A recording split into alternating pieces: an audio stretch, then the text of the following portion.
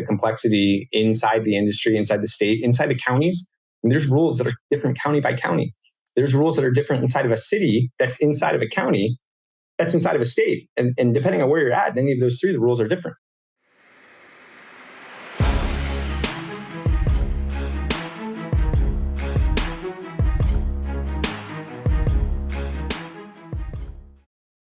What's up, guys? Welcome back to another episode of The Dime. I'm Brian Fields, and with me, as always, is Kellen Finney. And this week, we got a very special guest, Michael Johnson, CEO of Metrc. Michael, thanks for taking the time. How are you doing today?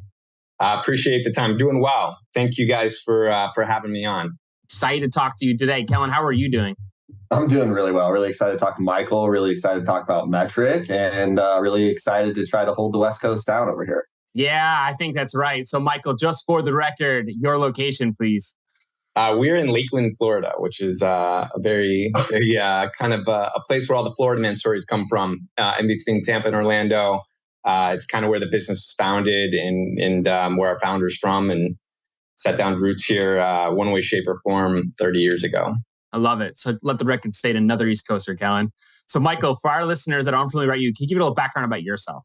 So I've been a part of Metrc here for almost 2 years. Before that, I advised Metrc a little bit. I grew up mostly on the finance side of the technology world, working for a variety of software companies and trying to help folks, help businesses grow, rapid growth businesses that need to kind of be rethought a little bit, and was very fortunate to come across some folks here at Metrc. Kind of had an interesting introduction, got to know them a little bit better. Got to see kind of where we're at. Hopefully we'll continue to see us make a strong transition from being sort of this government-focused black box into something that we think is a little bit more representative of the entire legal ecosystem and trying to support the growth of cannabis and support of cannabis in a way that protects public health and maintains the level of compliance and sophistication necessary for a really, really complex supply chain ecosystem. It certainly is. For our listeners that may be just unfamiliar with Metrc, can you give a high-level overview of like the role Metrc plays in cannabis today? Absolutely. Metrc is currently the system of record for 23 states and jurisdictions. So we're in Washington, D.C. and Guam, in addition to 21 states. Everything that happens in the cannabis supply chain, what we refer to as from seed to sale, uses what we refer to as the track and trace system. And that allows state regulators and folks that participate in the ecosystem to have really strong visibility into the data and into all of the events that happen in a cannabis life cycle, from seed, or more commonly from clone, all the way to retail sale, and kind of everything along the way. It's beautiful. So just to give more context, it is a software program, correct? It is. We are a software company. We do facilitate the identification of both plants and packages using a globally unique 16-character identifier that does have a hex ID encryption functionality in it. We're frequently associated with the RFID chip that is within our identifiers. We do use RFID because it is the absolute most efficient and effective kind of element for identification, especially for passive identification and data collection in the supply chain. There's a reason why last year Walmart mandated it across the board for everything in their supply chain. Provides tremendous visibility, much more cost savings when used, and certainly a much more robust supply chain and greater visibility for both the growers, the consumers, and for regulatory agencies, and I guess really anybody in the supply chain. So Metrc is kind of a cornerstone pillar of cannabis as we know it today, right? And can you kind of walk us through why a track and trace system is paramount to the cannabis industry even being adopted in the first place? Yeah, absolutely. So there's a lot of folks that, are tried and true, like love cannabis, love everything about it. And there's a lot of folks that aren't, right? Yeah. And that balance is a lot closer to a balance than a 90-10 kind of a thing. And so for folks to get comfortable with the legal market, especially given that it's a fairly nascent industry, not much more than 10 years old, it's really important to make sure that you're kind of covering all the bases. To help folks that maybe aren't super comfortable with cannabis. And you're seeing a lot of that right now in New York as they work through some of the issues and some of the challenges with getting their program off the ground. And then, of course, you got a lot of folks that love cannabis and they want to make sure it works out well, but they want to protect public health and they want to protect the consumer and they want to make sure that we're building something that's lasting, that is destigmatized and has value. Certainly, much more beyond just kind of what you're seeing in your own neighborhood. Something that can be have a lot more staying power and really become something that's ubiquitous throughout the United States and increasingly in other parts of the world like Europe. So that puts your team in kind of a unique spot, right? Your customers versus your clients are kind of relatively different than I think most of the industry thinks about, right? For example, your customers might be the state governments that are kind of working with Metrc, where your clients are the users of the operators. Can you kind of expand on that?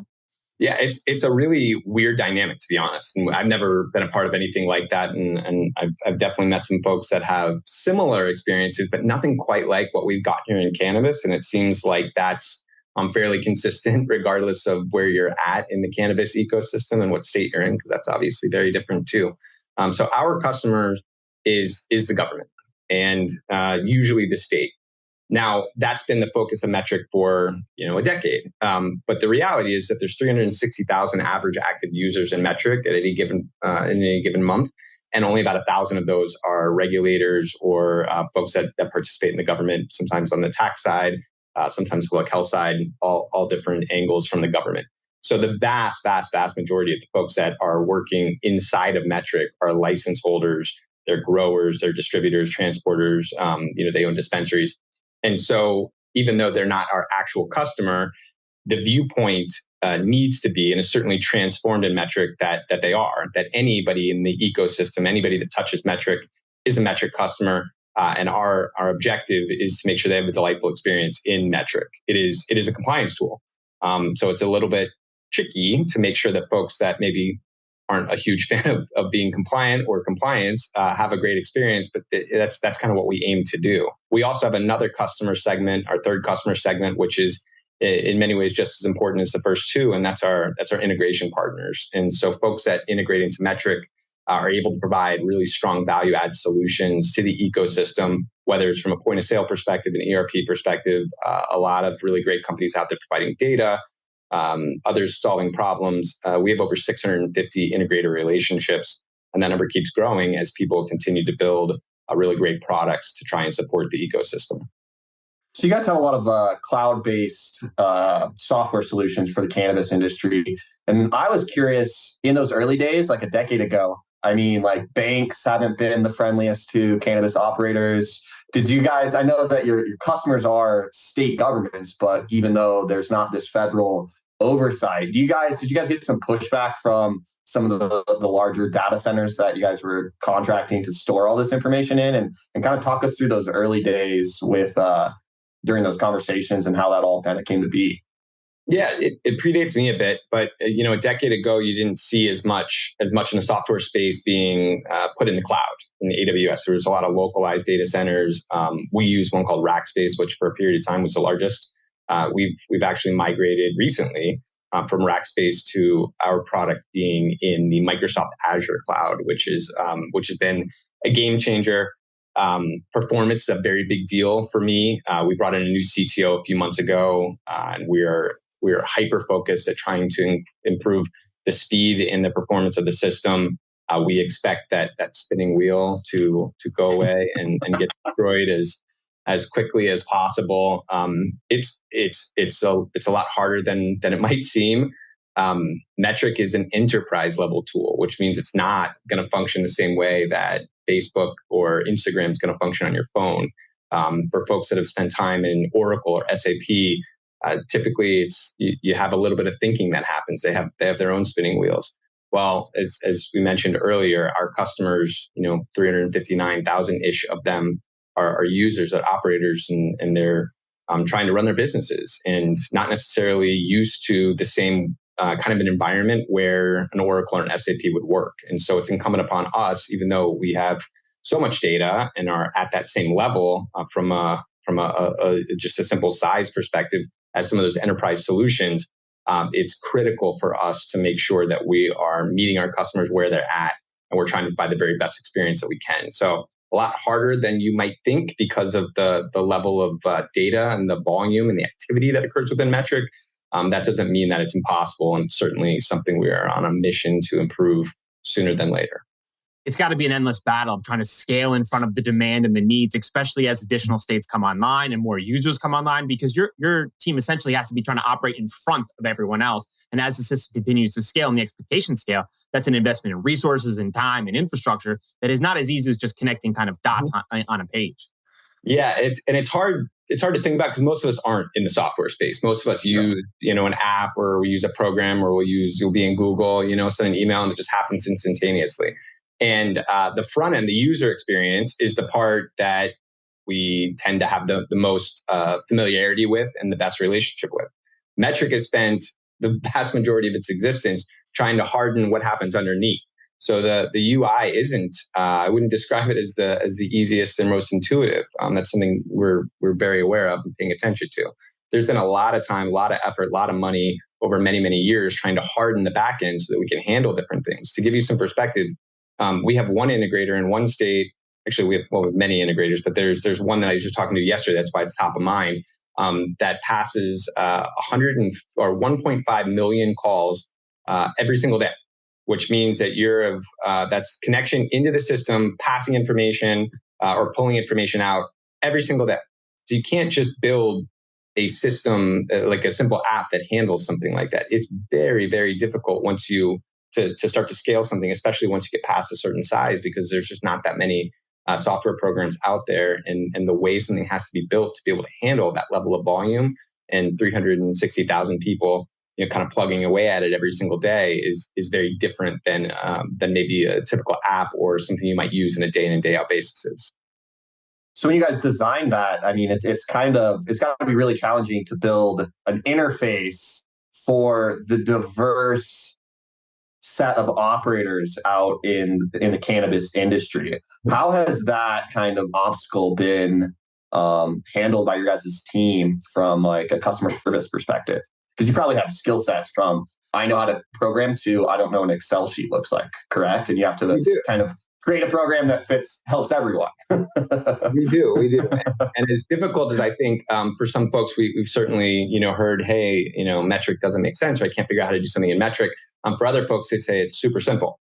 And a lot of that's familiarity. And it really is a simple tool. That doesn't mean that it's always simple to navigate inside of. But it is a simplistic tool. And because there are so many different use cases when you consider state by state, but also when you consider how people do things. It's not like, there's been 50 years of folks that have gone to college to figure out how to farm cannabis or, figure out how to distribute cannabis in the legal market, at least, and run a dispensary in the same way that things happen in cannabis. It's very different. It's wildly different. The industry really, like I said, only around for about a decade. There's new stuff that we're learning all the time. There's new stuff that the states that are coming online are learning, and certainly folks that are participating. Going to continue to have highs and lows. It's a bit of a chilly time, especially in some of the states that have been around longer than others, and certainly for some of those operators. And unfortunately, those growing pains are natural when you think about an industry that is as young as cannabis in the legal markets is. And our objective is to try and be the very best partner, be the backbone of the legal market, such that folks can find their best solutions that fit their exact use case, usually from one of our integrator partners, but sometimes within Metrc itself to try and be successful. As I mentioned, we did bring in a new CTO a few months back, and so number one objective is to strengthen and harden our performance such that spinning wheel goes away and is gone forever. Number two after that is usability, making sure that we're providing the best experience, best features, so that folks can have I wouldn't say, I don't know if I can say a pleasurable experience with compliance, but at least not a painful experience with compliance. We think the best way to get to the highest level of compliance is to make it frictionless. So we're trying to do the very best we can at improving that and supporting all of those different use cases, of which there are many different use cases state by state and licensee by licensee. Do you think one of the areas that's challenging for some of the users is the fact that there's like some educational gaps in between understanding some of the regulations to be compliant in the steps? Because that has to be kind of a missing piece for a newer employee who's wondering why he has to take these additional steps that Metrc's asking it to. Do you think that could be an issue? It's 100% an issue. So we have 70 full-time support people. That's half our company. It's crazy. I take support calls. I do not take them all day, but I take them because it's important that we know what's happening. customer service, the customer experience is absolutely critical. And so if there's three things I've heard being a part of Metrc and being in the CEO chair here for a handful of months, it's number one, support is critical. We need help. Number two, training. We could learn a lot better. And number three, performance, most notably the spinning wheel. So those are the three areas that I am obsessed with. I mean, maniacally focused, like my hair's on fire at tackling. And so we can't make better decisions from a support perspective if we're not really going to the front lines and seeing it. So that's why I take calls. And I will tell you, almost every call I've ever taken has nothing to do with Metrc. You think it has something to do with Metrc, and the folks that call it in think it has something to do with Metrc. But the reality is it's about the regulation and understanding how something works. And well, why can't I move this package? Well, it requires a test. Well, Metrc won't let me move it because it's requiring a test. Well, Metrc won't let you move it because the regulation requires you to test, and Metrc is configured to match the regulations. Now, when you think about anything in the government, in anywhere you've been at, when you were probably 16 when you passed your driver's test, right? Ish, give or take. And maybe some of us, I don't know, have had to take a couple of those traffic school updates, maybe in a non-voluntary way. But outside of that, when do you find out about changes to the traffic laws? Things change all the time. You've got different new laws that were passed 10 years ago you know nothing about. And it's not like there's, in any aspect of the world, there's these educational sessions that everybody's required to go through or take some kind of a quiz or a test, except for that one time when you were 16 on what happens with those laws.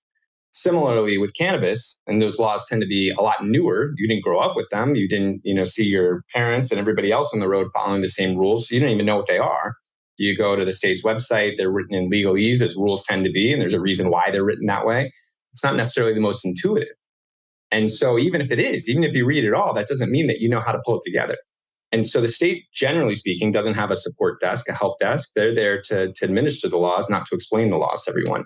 And so we get a lot of questions because we have 70 support people about why I can't do something or how something works. And a lot of it ends up being educational in terms of helping people understand the regulations. A lot of it ends up being educational in terms of how people can actually navigate their businesses inside of the regulations. And in many ways, we hope and we think we're helping people be compliant, protect public health, and ultimately build stronger and more robust businesses. We think that's the case. I'm sure sometimes, and I'm sure some people wouldn't agree, but that's certainly the objective. And I feel like that commitment is there. We need to do a little bit of a better job in terms of execution, a little bit of a better job in terms of providing visibility when there's more complicated tickets, and certainly doing a little bit of a better job to be able to provide multiple avenues for people to access our support folks so that you can get the help you need as quickly as possible.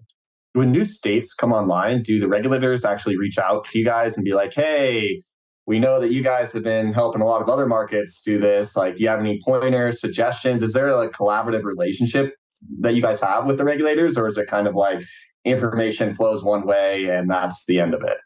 It's going to depend on the regulator. There's also a lot of unique rules about government contracting. And so we certainly don't want to violate any of those rules. So we're pretty picky about being thoughtful about reaching out in the right ways, reaching out at the appropriate times, not reaching out when we're not supposed to. Frequently, public contracts are won by RFP, which is a public process. And so those have very specific rules. They're very in-depth. There are many hundreds of pages. Oddly, but probably not super surprisingly, they're frequently required to be provided in hard copy. And so, you go through these different cycles enough times that you kind of know where you can step and where you can't. There are a number of scenarios where folks have reached out that are trying to regulate non-Metrc states for guidance. There's a number of scenarios where folks have passed legislation and they just need help on how they're structuring things. And so I'll answer any question for any person. I don't care whether it's somebody in a Metrc state, a non-Metrc state, a competitor, not a competitor. Our goal is to try and support the foundations and the rails of that legal market. We think we can all prosper from that. And it's a pretty exciting space, and it's a hell of a time to be involved in it. I feel like the RFP puts your team in a really challenging bind, right? You're bidding for the governmental contract, but understanding that kind of like what goes into that from behind the scenes standpoint, but understanding your team works with 23 different states. You understand the scaling that needs into it, plus the resources that are expected in order to achieve the delight status that you spoke about. is a very complicated balance of wanting to win the contract, but also understanding how to satisfy the demand. So how does your team balance those options? Yeah, and it's actually a third thing as well. It's price. So I mean, track and trace contracts aren't they're not the most profitable, and so finding ways to balance what's desired and needed from the state, and then also create something that is that's competitive from a pricing perspective is important. And you kind of look at some of the other ways that government software works. There's a variety of ways that folks are able to try and eke out a living, but there's a reason why a ton of people don't make government software. It's not there's not a lot of people in very big houses that have built a lot of government software. There's some. They don't work here, I'll tell you that.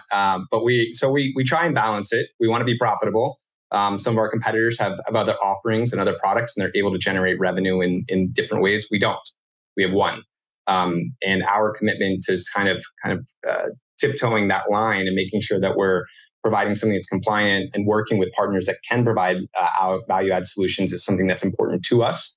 We want to maintain our perspective in terms of trying to support the foundation and really get back to our core thesis of being that infrastructure supporting function. And so for us, it creates a big challenge in trying to be profitable. And I think we all are trying to be profitable, and hopefully we'll make some more progress on that this year and in the coming years, but also trying to honor what the states are wanting to accomplish, and also being able to provide delightful customer service. And so, as I mentioned, like the three areas that people are really focused on for Metrc are the areas where it's hard and it's expensive.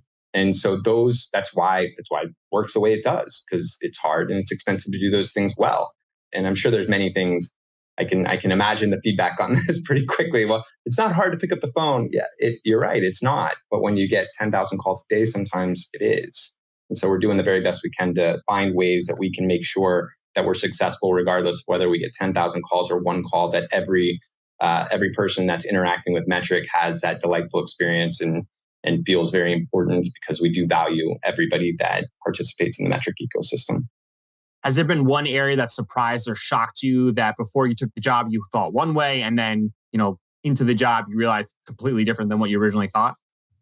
Yes, I thought that the value that was provided was a little bit clearer to folks. And the reality is that I don't think it's not unclear. I think Metrc hasn't done a good job of explaining it. We've definitely had our fair share of folks that have had their frustrations and shared their perspective on how Metrc can be better, and sometimes just shared a lot of their perspectives very loudly. And I welcome that, right? Because there's lots of stuff that Metrc's done very well at. There's lots of areas where we just haven't. If I don't know it's a problem because people don't tell me it's a problem, then it's really hard for me to know to fix it. The perspective, this kind of laser focus on creating the best government solution has been really, really strong for the government. We just need to shore up the other part. And so I was a little bit surprised at some of the conversations with folks, and it really opened up my eyes to the importance of being that trusted partner as folks are kind of navigating the legal cannabis space.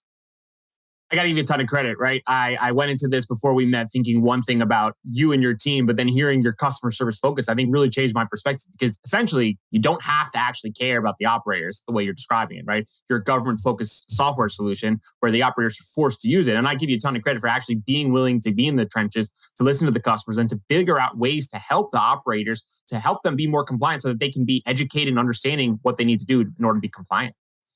Yeah, I mean, I do think we have to care about all the users, but the contract's with the state, right? Our contract's not with the users, and so we can certainly turn a blind eye to that. But that's a really short-sighted kind of an approach.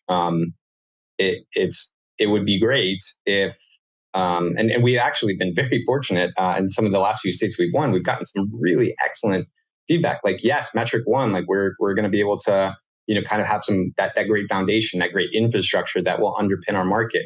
Tremendous feedback from New Jersey. I was actually quite surprised. Now, of course, I've been quite surprised in the other way as well. So we need to do the very best we can to make Metrc desired, not required, and to find a way to make compliance frictionless, and to find opportunities, little pockets of areas where we can surprise and delight. Our superpower is the ability to be able to give folks that reliable single source of truth and to have that visibility in a closed loop supply chain that frankly doesn't exist anywhere else on the planet. So with, say, New Jersey, right? Were you guys in New Jersey as a track and trace system for their medical market? And if so, is that transition easier to launch kind of the recreational software solution that Metrc provides versus the medicinal software solution? Yeah, well, medical and adult use are very different. We tend to partner with folks that are excellent from a patient licensing perspective and really can help make sure that all of the medical requirements are covered. They're experts at that, and we have tremendous appreciation for their partnership. For New Jersey, it was a bit of a different path from medical to adult use. So it was a little bit of a leaner medical program than you see in other states. And so adult use certainly enables much more of a broad representation of legal cannabis in that state. We were not part. I think we had. We're not a formal part, I would say, of the medical program there in New Jersey, and this predates me a little bit, so I apologize for any ambiguity. But we kicked off our program as if it's a brand new program in New Jersey for adult use, and it's going well. I mean, it's new. Right, every state's gonna have its speed bumps, and every time you do anything new at all of any kind, it's gonna have its speed bumps. But we're really proud and with great partners in New Jersey, and we feel really strongly that New Jersey is going to be one of the stronger markets as it continues to mature. As states make adjustments in their regulations, the expectation is internally your team has to make adjustments in the software. Is that correct? Yes, and sometimes those adjustments happen very rapidly, and so just because. Yeah, expand on how challenging something like that is when like a change comes down and the expectation internally is that the software has to be deployed out, changes have to be made, it has to be arced out, and it has to be then scaled. It's not just us, right? We're a domino in a very long string of dominoes. And so even the regulatory agencies in a given state do not necessarily control all of the changes to statutes. And so if something passes, in a particular state government, and it could be affected very rapidly. That could require Metrc to be, sometimes things pass and they say within 30 days, within 45 days. Well, software doesn't work that way. Just like houses don't get built overnight. And so some of these changes are not insignificant. We get changes it's not uncommon for us to get changes in the middle of December that are effective on 1/1. And so that happened in a couple of states this year. And so what happens is we have to make the changes. And of course, we have folks that have planned holidays, and we don't have a huge team. We have a decent sized team, a really good, strong, scrappy team. But it's not like we just have this endless bench of people that we can pull in on December 23rd to make some fundamental changes to the system. And so it definitely happens. We want to be the best partners we can. We try and get the information. We try and get it. We try and get the best solution we can in place as quickly as possible. And then more importantly, make sure that folks are aware of what that means, because you could not pay attention to any of the changes, not be aware of it. Again, no one's going to school. You're not getting an email, someone explaining to you line by line that this rule changed this week, and now you have to do some different things in your business. So we need to make sure that we're doing the best we can to educate folks that are in whatever state's impacted. And we need to work with our third-party integrator partners. The 650 different organizations may have to also make very, very fundamental changes to their software system and their integration into Metrc. So there's a lot that happens very quickly. It tends to be a bit frustrating for folks. It's certainly frustrating. It's frustrating for many of our states that are coming up with the rules, because they sometimes have to be reactive to the forces in the states. It's certainly frustrating for the folks that are operating to kind of have to adapt and adjust. And it's frustrating for folks that are trying to build their systems to be able to adapt and adjust. And you guys just get to sit in the middle. We do. We're a domino. But I think the one thing that I think it's not clear, but I want to bring up is that is just one state, right? You're in 23 states. So potentially there could be multiple states causing multiple changes at the same time. And the expectation is that your team needs to react likely quickly. Absolutely. Yeah. And we've done a decent job, I think, at that at times, and other times we haven't. And it's not easy. And I'm certainly not asking for anybody to have any empathy. That's our job. That's what we signed up for. But it is certainly more challenging than might meet the eye. All right, let's do a new segment called Ask the Internet. I just made that up. Michael, why is California's cannabis track and trace data statutory exempt from the Public Records Act with access limited exclusively to the state's cannabis licensing agency and tax agency and law enforcement by request? That is a question for the state of California. We don't have anything to do with that. We don't create the rules. We don't create the laws. There's certainly a number of unique reasons why I'm sure California felt that way, but I'd be speculating. There's a lot of limitation in data in every state that has a program, and I'm sure they all have unique reasons as to why. We do the best we can to support the agency, support the industry, and help facilitate compliance in a strong legal market protecting public health. Why keep a system in a recreational market that was originally created for medical? We don't need to track beer sales, right? So why cannabis? Well, I mean, it was created for medical. I mean, lots of software programs are created for different reasons, and then there's different flavors. I mean, cannabis seems to be tracked. There's challenges in the market. I mean, protecting public health is a real issue. There's in every single state, whether it's a Metrc state or not, there's been different recalls. There's been scenarios where there's been challenges to enforcing public health. There's been a lot of issues as it relates to building a really strong, legitimate market that requires the level of visibility that Metrc affords. It's about protecting public health, keeping people safe.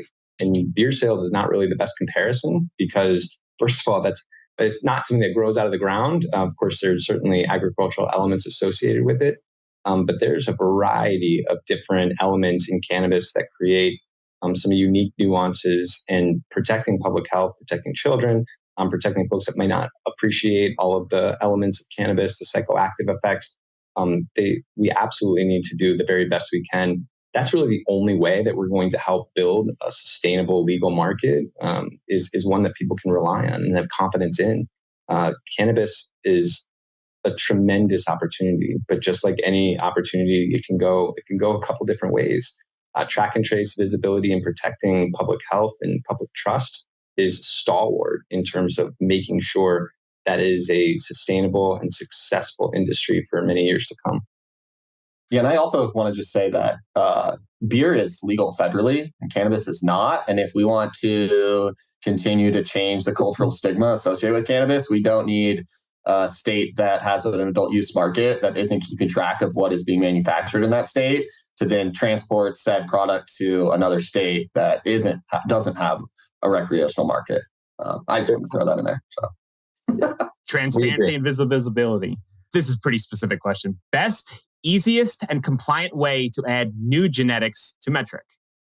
I'd have to talk you through it. I'm not going to answer this directly because I have to kind of walk you through it. I will tell you, this is an area that we pay really close attention to. As cannabis is federally illegal, the ability to patent your different crosses and different plants with different genetic makeup is certainly something that's important. There's a ton of mom and pop shops, folks that really, really spend a ton of time honing their craft, developing these special strains, and then they're at risk of people taking them or copying them. And that's something that, from a compliance perspective, is an area that we pay close attention to because it's usually protected somewhere else, and it's not. So how do we help partner with folks? How do we give them the best information? How do we make sure that the industry overall is protected? So these are different areas. This is an example of an area that we've spent time talking with some of our regulatory partners with. Certainly heard a lot of complaints, a lot of fear out of folks that feel like they've developed something incredible, and as soon as they get on the market or somebody breaks in and steals a plant, that's a big problem. And so we want to be thoughtful of that. And this is really just one very small example of how we're trying to think of value add opportunities to support the legal compliant market. Will that help with their patent application? Will they be able to reference them inputting that genetics as some sort of evidence to support their patent in the future? Is that kind of where your head's at?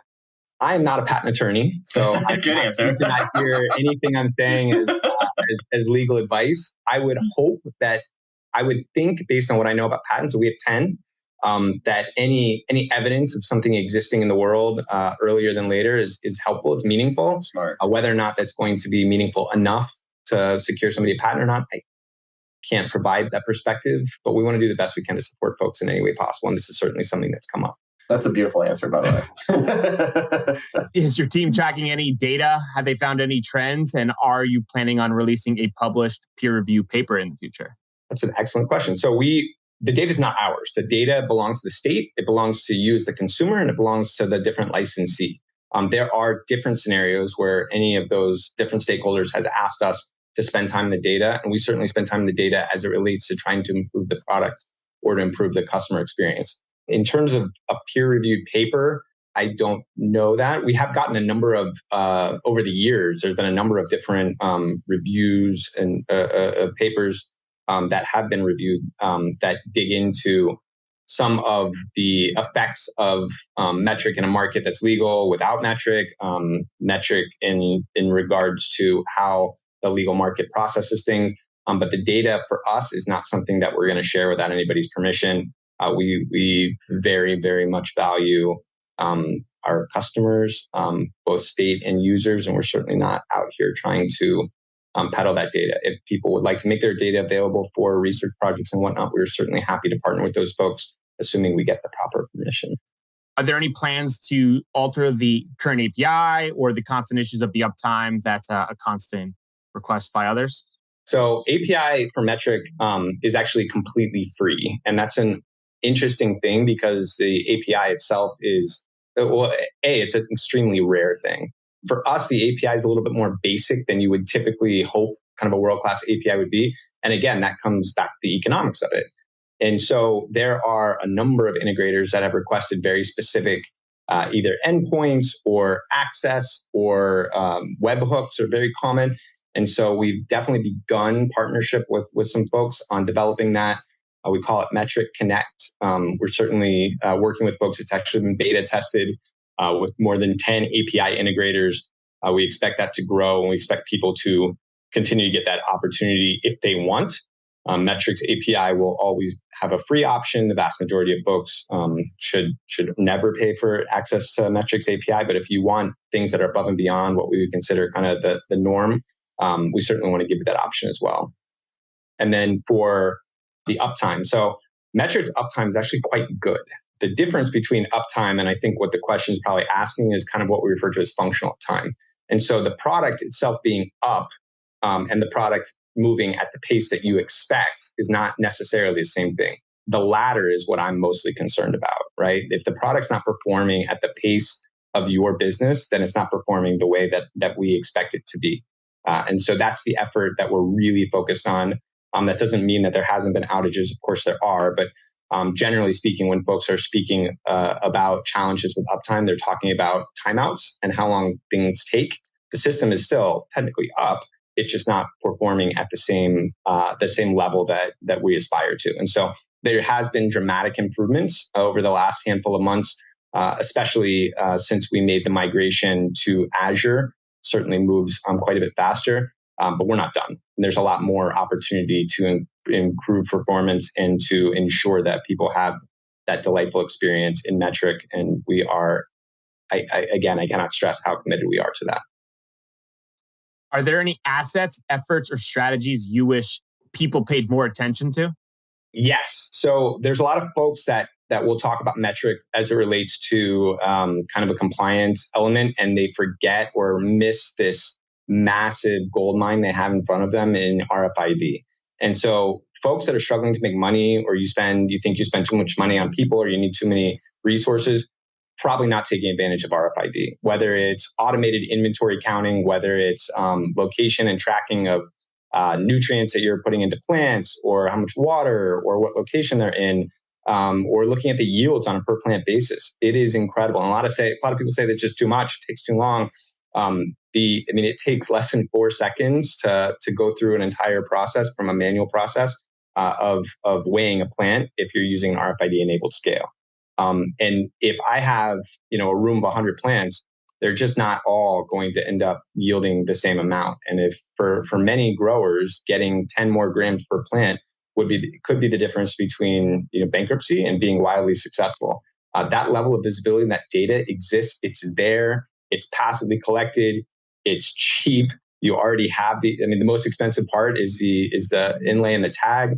If you had a similar RFID tag that wasn't a Metrc tag, but had like the similar specifications, you would pay 3 times as much in market. You have this amazing opportunity to get this information, to be very successful, and to be at the cutting edge of efficiency as it relates to your operation. Again, grow operation, distribution, producing, manufacturing, whatever it is. Folks just don't take enough advantage of RFID, and it really is a game changer. What's the first step in like a smart factory? You know what I mean? It is, yeah. I mean, and folks say, first of all, you already have the tag on there, so that's usually like the biggest thing. Like, I don't want the expense, but the fact that you've got the tag, I mean, the amount of money saved and the fewer steps and fewer processes and the greater visibility, it's just incredible. It's such a gold mine. What's a feature request you get a lot, but you'll never build? We get a lot of questions about things that our partners do. So like ERPs, can we just add this one feature? And we're not an ERP. And I don't intend to go out and sell things to retailers or cultivators. Perhaps that day would come, but that's not really our focus. Our focus is trying to create that strong foundational element. We certainly recommend that folks connect with the integration partners. We're not trying to compete with our integration partners. We're trying to create a better foundation so that they can be successful and provide meaningful opportunities for the industry.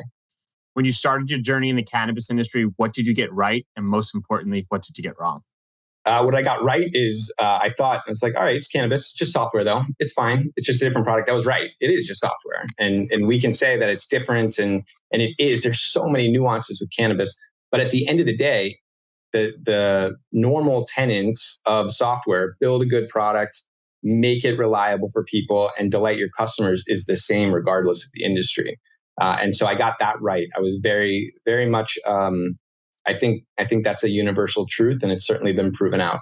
What I got wrong is, folks, I think that the effort to demonstrate how we can make compliance easier for folks, I kind of thought that would be a little bit simpler.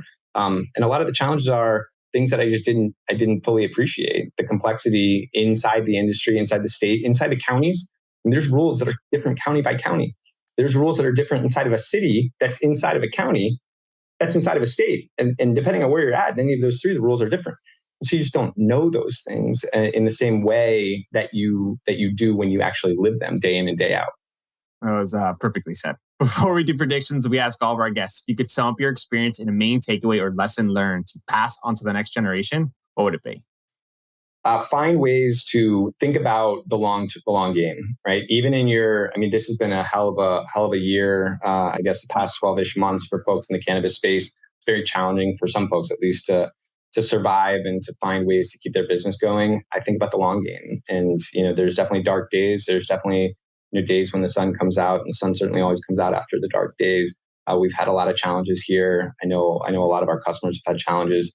I try and think about the long game and also try not to get too hung up on kind of the individual ups and downs and nuances. I mean, I had great news when I came in today. I had not so great news right after that, and then great news again. So the ebbs and flows will eat you alive if you let them. And so pay attention to the long game. I do believe that Metrc is doing everything possible to support the success of the long game by creating this solid infrastructure where both consumers and non-consumers alike can have confidence in the legal ecosystem and in cannabis coming to their communities. Prediction time. Michael, if you can instantly change any aspects of operating in cannabis to get Metrc from being desired, not just required, what would you change? Outside of cannabis or inside of Metrc? Operating inside cannabis. So anything that Metrc can help influence to make operating in cannabis industry not just being desired but required. Yeah, I'd put Metrc in every state. It'd be a lot easier if Metrc was in every state and we create that standard, because the state rules and regulations will always be different. Just as one of the questions was about beer, the rules and regulations in liquor and beer are different everywhere, every county. I mean, I don't know if it's still true, but it was true for a long time that you couldn't buy Jack Daniels in the county for which it was distilled. Rules are always going to change. They're always going to be like that. If you have a standard that pulls kind of everything together and takes this noise and distills it into the standard that's common across the states, then you get into a situation where everybody's speaking the same language, everybody's compliant in the same kind of way. You really open the door to that kind of holy grail, at least I think a lot of states in the West are feeling, which is interstate commerce. And even further beyond that, as you pay attention to what's happening in Europe, being able to export from the United States into Europe is going to be massive for the industry. And the best way to do that is to create a standard. And so I would say, that those annoyances, when you rely on those annoyances of compliance to be able to really grow your business at a way that you otherwise didn't have the opportunity, well, then it feels a lot more desired than required. Tell him. I mean, I think Michael said it perfectly. I think that the change is creating a universal system of regulation, right? It's challenging if you're working for an MSO and say you're running the lab or manufacturing site in Illinois, and then you go over to Oregon, and then you got to visit the site down in California, and you're dealing with very technical conversations associated with trying to achieve outcomes of product development. And then to throw another caveat in there, you also have to adjust your procedure based on what is allowed from a regulatory perspective in each one of those states, which then doesn't help create universal products across state lines and kind of snowballs into this larger problem within the industry. So I think that at the end of the day, global framework that everyone can follow is going to be the most beneficial. What do you think, Brian?